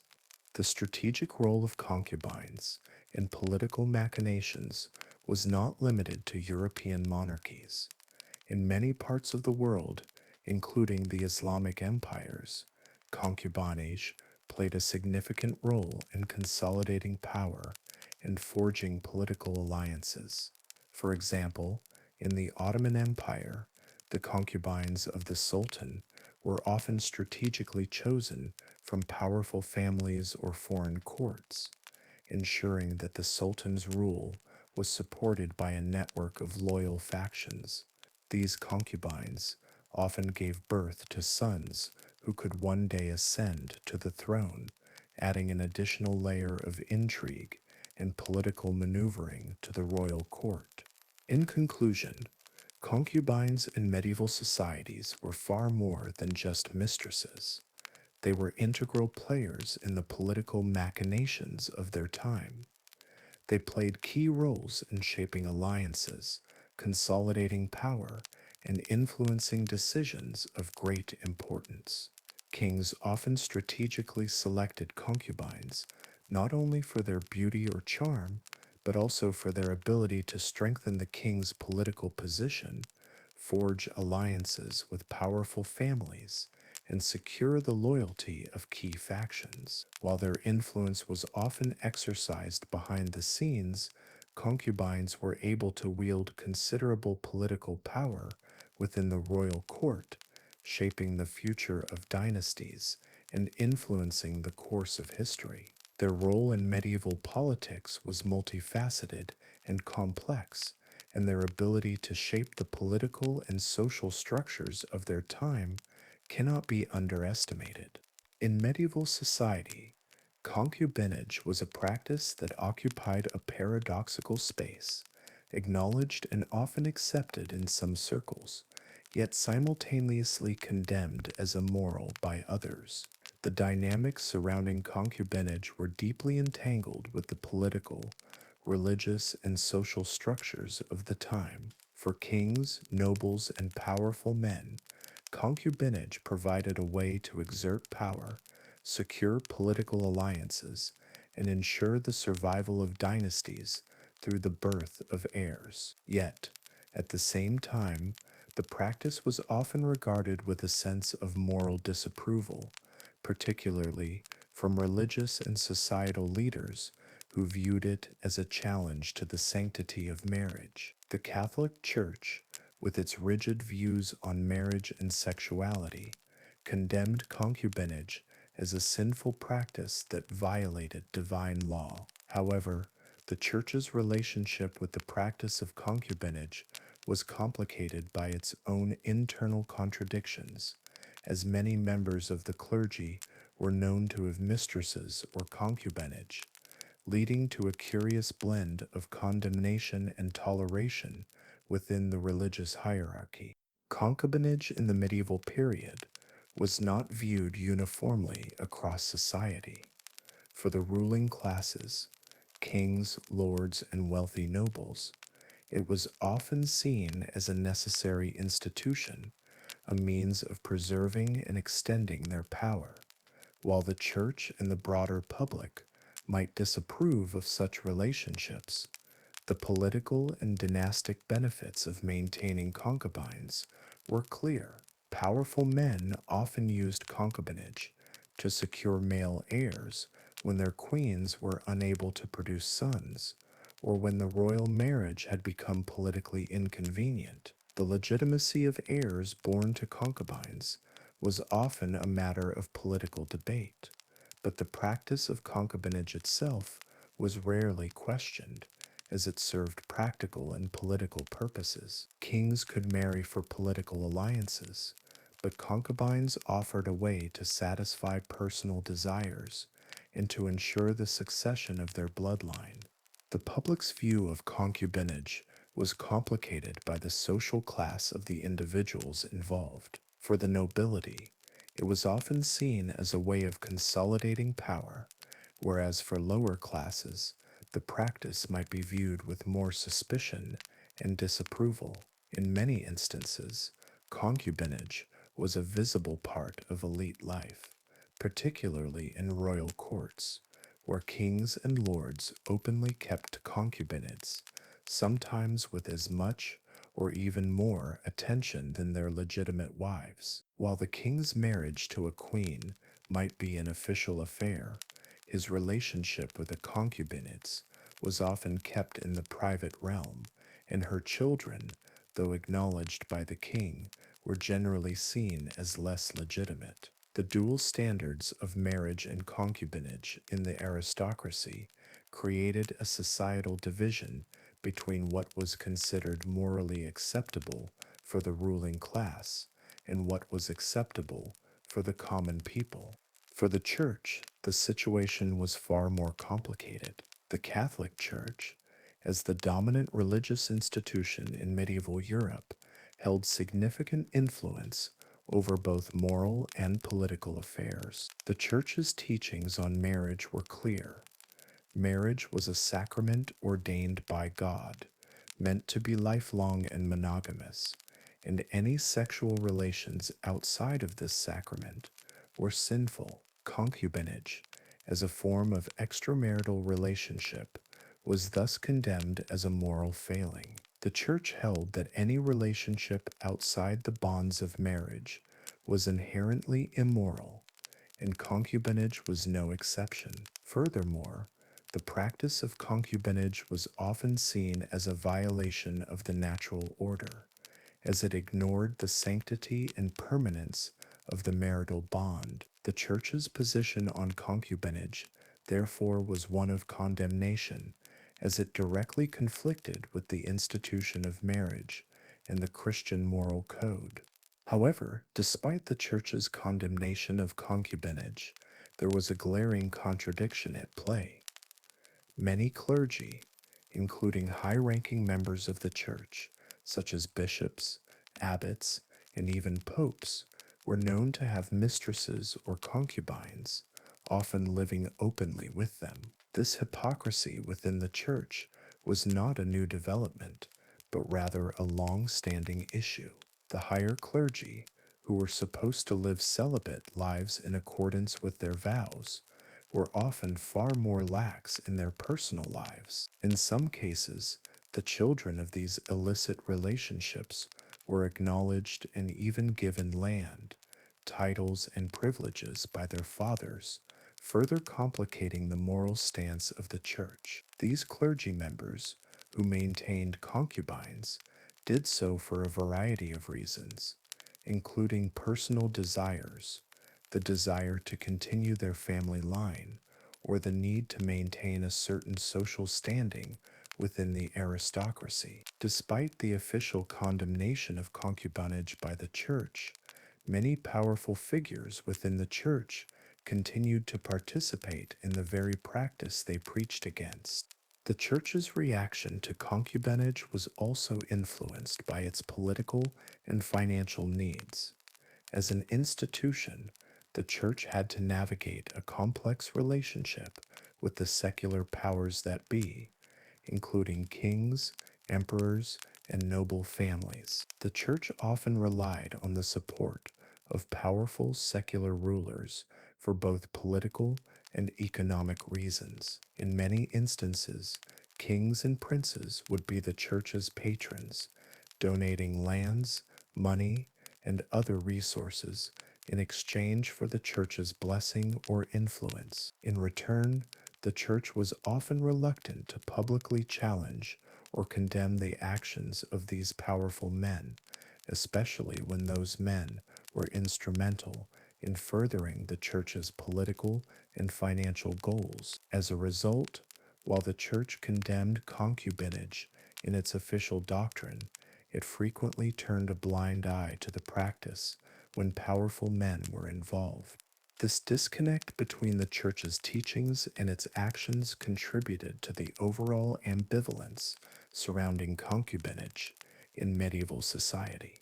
On one hand, the Church's teachings created an atmosphere of moral judgment, labeling concubinage as sinful and contrary to the sanctity of marriage. On the other hand, the pragmatic realities of political alliances, dynastic survival, and the social structures of medieval Europe made concubinage an accepted part of aristocratic life. For the Church, the focus often shifted from moral judgment to maintaining favorable relationships with secular rulers, allowing the practice to persist despite its condemnation.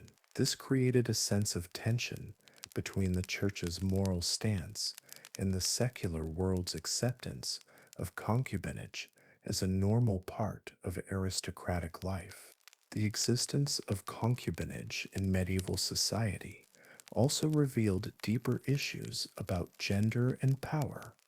While concubinage was primarily an institution that benefited powerful men, it was the women involved who faced a much more complicated and precarious situation. Concubinids, while they enjoyed a certain level of wealth, status, and protection, were still considered socially inferior to queens. Their relationships with the king, though often publicly acknowledged, were not officially sanctioned, and their children were regarded as illegitimate. This position of powerlessness within the royal household was further complicated by the fact that many concubinids were women of lower social status, often selected for their beauty, charm, or family connections, and used by powerful men to serve their own personal and political needs. For the children of concubinage, the situation was equally complex. While they might be acknowledged by their fathers and sometimes granted titles, lands, or other privileges, they were never fully integrated into the royal family. They were at best seen as secondary heirs, with no formal claim to the throne or royal status. The illegitimacy of these children often placed them in competition with the legitimate heirs of the king's queen, leading to power struggles, disputes, and rivalries that sometimes led to deadly court politics. In these cases, concubinage was not only a social and moral issue, but also a political one, as the children of concubinids posed a potential threat to the legitimacy of the royal family's bloodline. This inherent tension between the acceptance of concubinage and the moral condemnation of it also reflected a broader cultural conflict between secular and religious authorities in medieval Europe. While the church was the primary moral authority, secular rulers often found themselves at odds with the church's teachings. Monarchs and nobles who maintained concubines often did so as a matter of political strategy, using these relationships to produce male heirs or to consolidate power within the royal family. At the same time, the church viewed marriage as a sacred institution that should be upheld at all costs. The tension between these two institutions, the sacred and the secular, created a complex cultural environment where concubinage could be simultaneously accepted and condemned.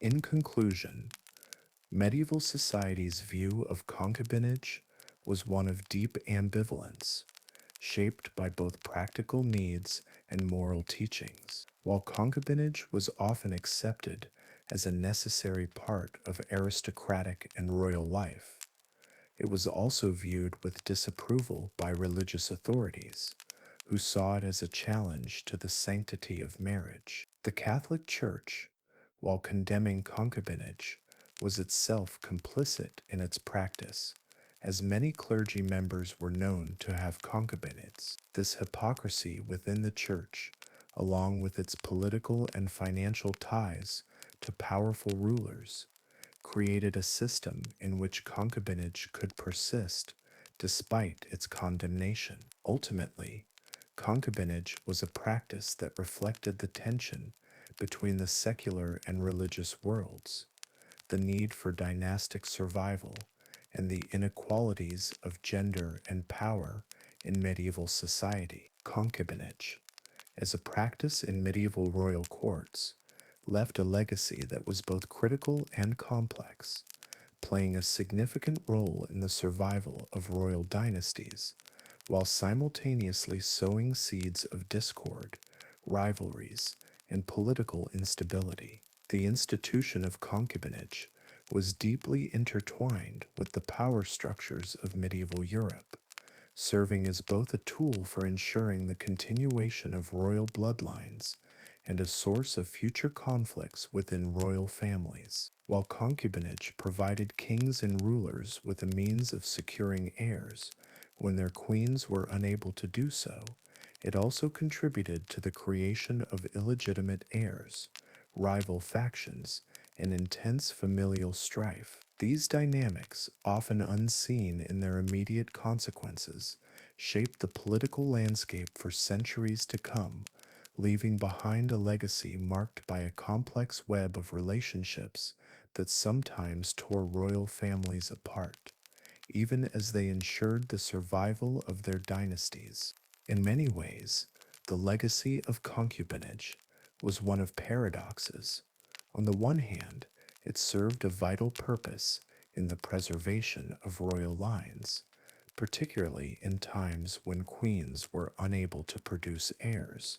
The birth of a male heir was a paramount concern for medieval monarchs, as royal succession was often determined by the presence of a legitimate male successor. Without a son to inherit the throne, a kingdom could face succession crises, fragmentation, or even civil war. In such circumstances, concubinage became a lifeline, providing kings with the opportunity to father children who could continue the royal bloodline. Concubines, often chosen for their youth, beauty, or political utility, could bear children who would sometimes be raised as part of the royal family, acknowledged as heirs, and given titles and estates, even if they were not officially recognized as legitimate heirs. The political and dynastic significance of concubinage became particularly apparent when queens were unable to fulfill their primary role of producing a male heir. In medieval Europe, many monarchies were heavily invested in ensuring the strength of the royal lineage, and the production of male heirs was seen as a crucial factor in maintaining political stability. When queens failed to bear a son, or when their children were too young, frail, or incapable of assuming the throne, kings would often turn to concubines to fulfill their need for a male successor. These relationships, while not officially recognized as marriages, were nonetheless critical to the political survival of the monarchy. The children born from concubinage, often overlooked in official histories, but nonetheless essential in ensuring the continuity of the royal family, played a vital role in the functioning of medieval dynasties. In times of crisis, when the royal family faced a potential succession dispute or lacked a clear heir, a king's children by concubines were sometimes elevated to positions of power, filling the void left by the inability of legitimate heirs to secure their place on the throne. However, the practice of concubinage also created a significant web of complexities, as the presence of illegitimate heirs added a layer of uncertainty and instability to the royal succession. While the children of concubines could provide kings with male heirs, these heirs were often excluded from the official line of succession, as they were considered illegitimate by birth. In many cases, the children of concubines were raised alongside legitimate heirs, receiving similar privileges, titles, and status, but without the legal claim to the throne. This created an environment where royal families were divided between those who were born of legitimate marriages and those born outside the formal institution of marriage. In cases where kings had both legitimate and illegitimate children, disputes over succession could arise, with each side claiming their right to the throne based on their royal bloodline. One of the major challenges created by concubinage was the emergence of rivalries between legitimate and illegitimate heirs. These rivalries often led to deep political and familial strife, as the children of concubines, who were frequently just as capable and ambitious as their legitimate counterparts, sought to claim their rightful place in the royal line of succession. These rivalries created tensions within the royal household, with factions forming around the competing heirs. For example, illegitimate children who had the same royal blood but lacked the legitimacy bestowed by a formal marriage could be seen as a threat to the throne by the legitimate heirs. The struggles for power often turned into open conflict, resulting in wars, assassinations, and the fragmentation of royal families.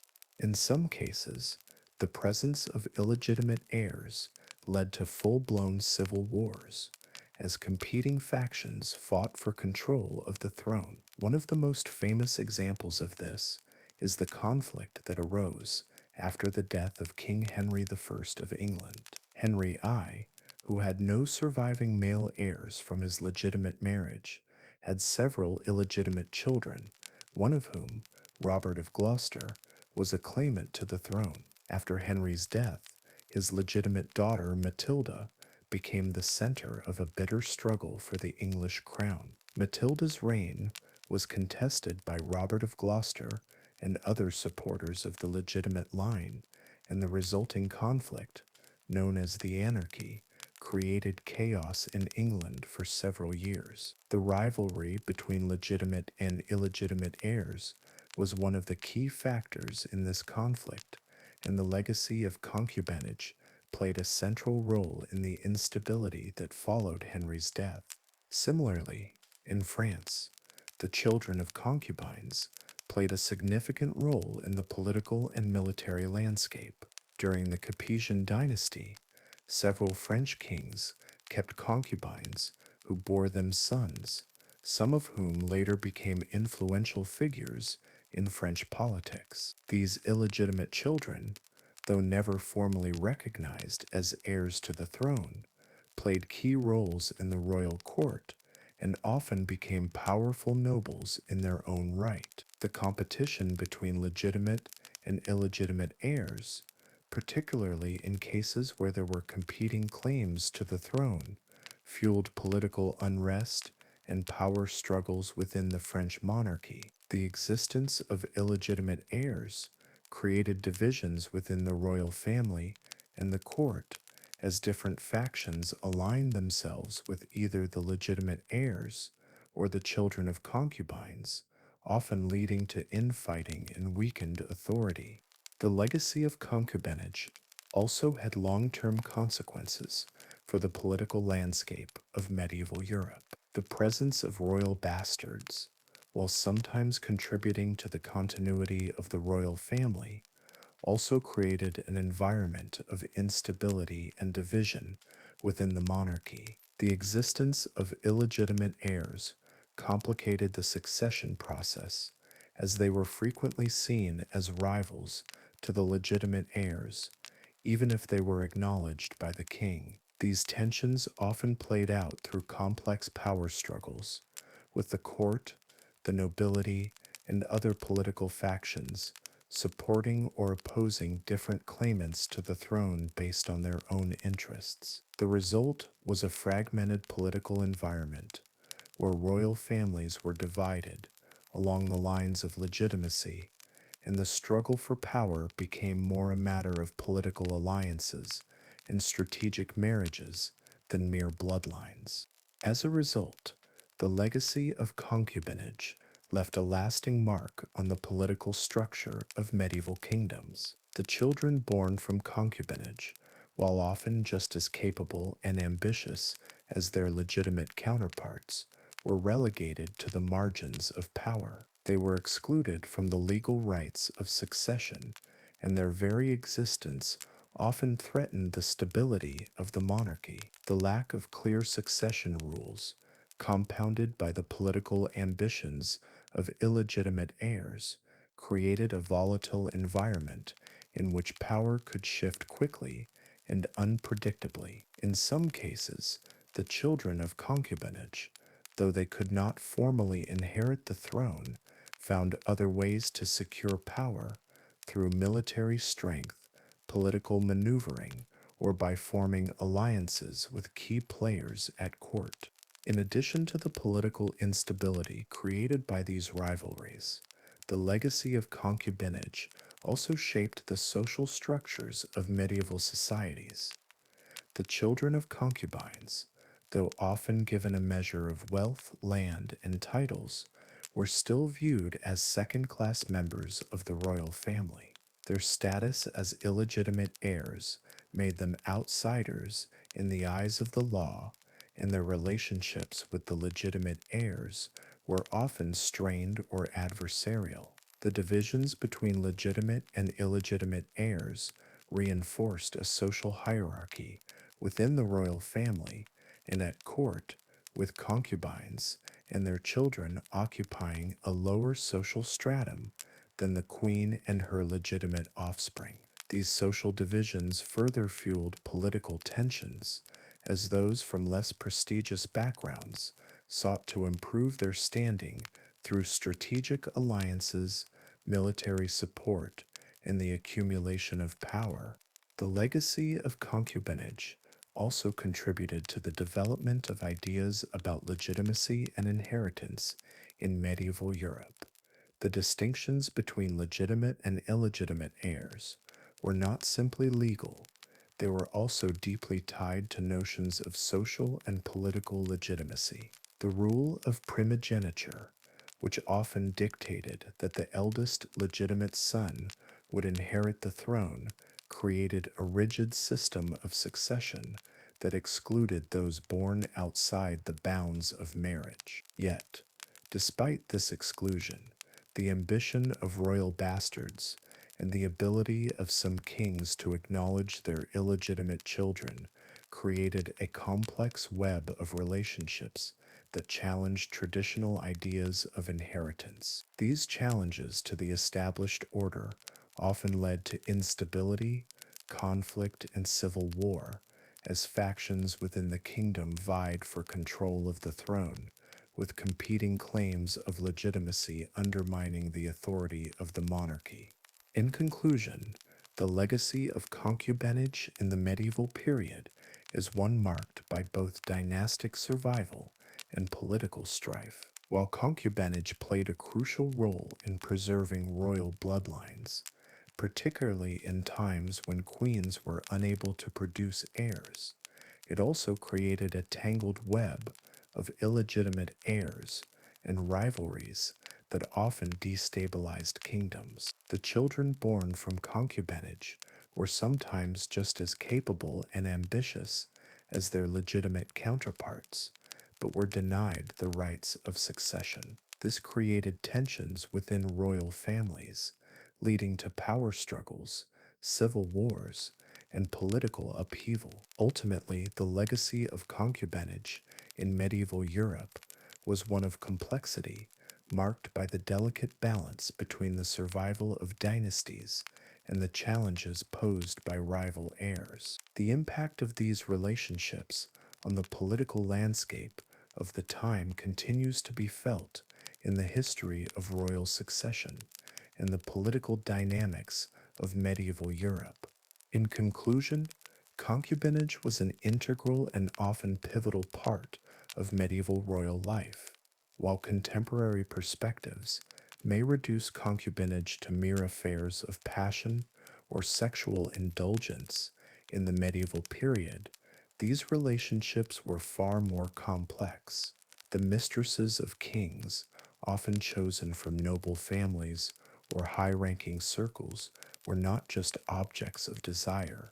They were essential figures in the power structures, politics, and dynastic continuities that shaped the medieval world. Their roles, which blended the personal with the political, were deeply intertwined with the very survival of royal families, especially in times when producing heirs, securing alliances, and maintaining internal and external stability were of paramount importance. Though often hidden from the public eye, these relationships were far from simple. They were reflections of the complex intersection of power, status, and survival that defined medieval governance and court life. Over time, the impact of concubinage left a significant legacy that has reverberated through history, shaping political, social, and dynastic narratives in ways that are often overlooked. The political role of concubinage. The political importance of concubinage in medieval royal life cannot be overstated. Kings who found themselves unable to secure heirs through their queens often relied on concubines to ensure the continuation of their bloodline. The production of heirs, particularly male heirs, was crucial for the survival of a dynasty. Monarchies that lacked clear lines of succession faced the risk of civil unrest, factionalism, or even foreign intervention. The inability of a queen to produce a male heir placed the entire dynasty at risk, especially in a time when royal succession was vital to the kingdom's stability. Concubines in these contexts were not merely secondary partners to kings. They were strategic assets who provided kings with the ability to strengthen their dynastic continuity. While marriages were often political, arranged to solidify alliances with foreign powers or other noble families, concubinage was frequently about personal desire and necessity. A king's relationship with a concubine could fortify or strengthen royal ties by binding noble houses together through informal unions. In many cases, the children born from these relationships were acknowledged and raised alongside the king's legitimate heirs, often receiving lands, titles, or positions of power, albeit with the recognition that they were not part of the formal succession. A strategic concubine could serve as a bridge between the king and important factions within the kingdom or across borders. Kings often selected concubines from noble families whose allegiance was crucial to the political landscape. By fathering children with these women, kings could establish or strengthen political alliances and secure the loyalty of powerful families. Through these relationships, kings were able to consolidate power, prevent uprisings, and neutralize rivals within their courts. Concubines, as political intermediaries. Although often viewed through the lens of personal relationships, concubines frequently acted as political intermediaries. They were sometimes the key negotiators in diplomatic matters, leveraging their influence over the king to steer political decisions in favor of their families, allies, or even the kingdom itself. A concubine from an influential family could use her position to mediate between competing factions at court, offering counsel and securing favors for her relatives or supporters. In this way, concubines wielded a form of quiet power, shaping the political direction of the kingdom without being fully recognized for their influence. One notable example of a politically active concubine was Alice Pears, the mistress of Edward III of England. Alice, though never officially married to the king, wielded significant influence within the court, using her relationship with Edward III to secure wealth, land, and power for her family. She also used her position to protect her interests and those of her allies, despite opposition from the Queen and other factions at court. Alice's role in English politics was not just confined to the private sphere of the royal household. Her ability to navigate courtly intrigues and her intimate relationship with the king allowed her to exercise considerable influence over the governance of the kingdom. Similarly, Mistress Jeanne de Penthièvre, the concubine of Charles of Blois, played an influential role in the political dynamics of 14th century Brittany. By securing the loyalty of important Breton nobles and forging strategic alliances, she helped further her lover's political ambitions. Her position within the court allowed her to assist in military and diplomatic decisions, ultimately impacting the outcome of the Breton War of Succession. Concubines, therefore, were not mere silent figures. They were often deeply involved in political maneuvering, shaping the fate of their kingdoms, families, and the broader political landscape. Their influence was not always acknowledged publicly, but in many ways it was crucial to the political fabric of medieval courts. The ambivalence of the role of concubines. Despite the political importance of concubines, the practice of concubinage was often a source of moral and social tension within medieval society. The Catholic Church, which held significant influence over medieval Europe, firmly condemned any form of extramarital sexual relationship, viewing concubinage as sinful. In the Church's eyes, marriage was a sacrament that should be unbreakable, and sexual relations outside this bond were seen as immoral. Yet, the reality of medieval politics often conflicted with these religious teachings. While the Church denounced concubinage, many of its own members, particularly high ranking clergy, were not above participating in it. Bishops, abbots, and other church leaders were known to have mistresses or concubines, a practice that was widely acknowledged but largely ignored by the church. This hypocrisy created a paradox within the medieval Christian worldview, where the moral teachings of the church were frequently contradicted by the behavior of those in power. The church's response to concubinage was largely pragmatic, turning a blind eye to the extramarital affairs of the elite because of the political and social influence that these rulers wielded.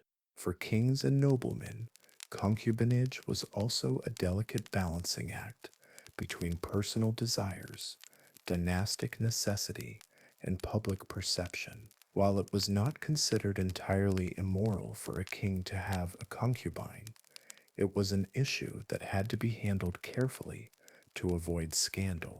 Kings sought to maintain the public image of being pious and law-abiding, which required the public and the church to overlook their personal relationships with concubines. This tension between private behavior and public duty formed one of the central contradictions of medieval royal life. The legacy of concubines in dynastic succession. Another major legacy of concubinage lies in the intricate and often contentious issue of dynastic succession. The children born from these relationships were frequently seen as illegitimate, despite their royal bloodline. While kings might have acknowledged these children, granting them titles and privileges, the legal standing of concubines' children was much less secure than that of those born to the queen. Their status as illegitimate heirs often led to disputes over succession, with these children claiming their rightful place in the line of inheritance, often at the expense of the king's legitimate heirs. This situation created a series of rivalries and power struggles within royal families. Factions at court would rally behind either the legitimate heirs or the children of concubines, often leading to bloody struggles for the throne. The presence of these illegitimate heirs destabilized the otherwise clear succession process, often contributing to civil wars or prolonged periods of political instability. The infamous conflict, known as the Anarchy, following the death of Henry I of England, is a clear example of how the rivalry between legitimate and illegitimate heirs could lead to widespread unrest. After the king's death, his daughter Matilda claimed the throne, but Stephen of Blois, who had been Henry's nephew, contested her claim. At the heart of the conflict were the rival claims of legitimate and illegitimate heirs, which fractured the unity of the kingdom and resulted in a bloody civil war. Concubinage also contributed to the complex nature of succession in other European monarchies. In France, several kings had illegitimate children who were seen as threats to the throne. The legitimacy of royal heirs was always a delicate issue, and the presence of concubinage added a layer of uncertainty to an already volatile situation. Even though the children of concubines were often acknowledged and granted noble titles, they were still excluded from the official line of succession. However, this did not prevent them from contesting the throne in times of weakness or confusion regarding the true heir. This issue of succession, often exacerbated by the existence of concubines and their children, formed one of the major political challenges for medieval monarchies. It brought forth questions of legitimacy, bloodlines, and the very structure of royal power. The dynastic struggles that followed were often long lasting, with rival claimants to the throne creating lasting rifts within royal families and political structures. The legacy of concubinage was therefore not just about the continuation of royal bloodlines, it was about the very nature of royal authority and legitimacy. The hidden influence of concubines. Despite the conflicts and controversies surrounding concubinage, concubinage played a profound, if often hidden, role in shaping the political, social, and familial structures of medieval kingdoms. Many of these women were not mere sexual partners, but crucial figures in the political and social dynamics of the court. They acted as advisors, intermediaries, and sometimes even power brokers, wielding considerable influence over their royal lovers. In the absence of their official wives, concubines often had the ear of the king, shaping decisions on key matters such as military strategy, alliances, and the distribution of wealth. These women, though not officially part of the royal family, became influential figures within the court and the larger political landscape. For example, Madame de Pompadour, the mistress of Louis XV of France, wielded significant influence over French politics and even cultural developments. While not a medieval example, her position reflects the broader role of concubines in political affairs, providing insight into the kind of power that mistresses could hold. In medieval times, though such direct political influence may have been more subtly exercised, the pattern remained. Concubines were more than just personal partners. They were key to shaping royal decisions and reinforcing political structures. The enduring legacy of concubinage. Ultimately, the legacy of concubinage in medieval royal life is one of both continuity and conflict.